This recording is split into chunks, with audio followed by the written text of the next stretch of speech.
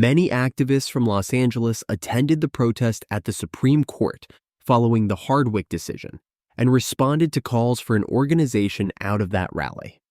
In 1987, on December 4th, there was a meeting in Los Angeles to discuss direct action methods on AIDS.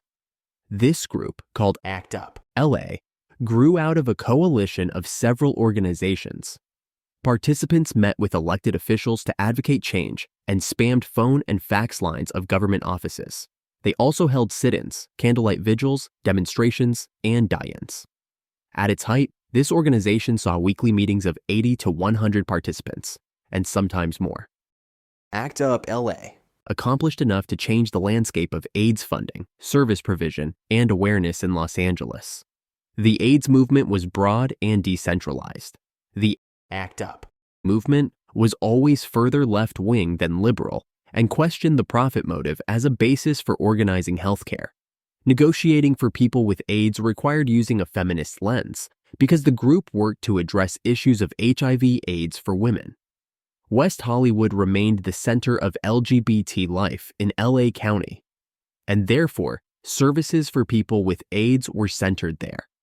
Mass meetings for ACT UP were often held in office spaces in this neighborhood.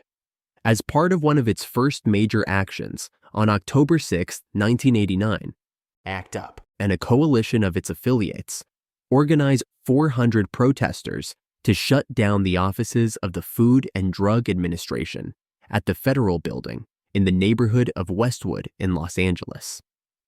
80 people were arrested. Demonstrators put stickers with the names of victims of AIDS all over the windows of the building with the words, "Don't forget me." 1,500 employees were prevented from going to work.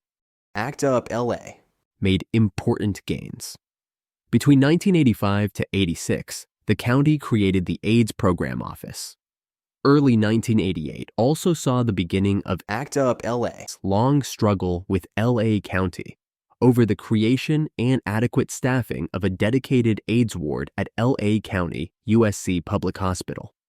After several protests and a sleep-in at the hospital, in August of 1988, the Board of Supervisors voted to create an AIDS ward there.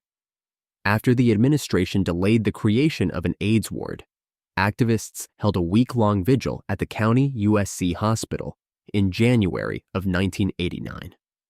The ward finally opened in September of that year.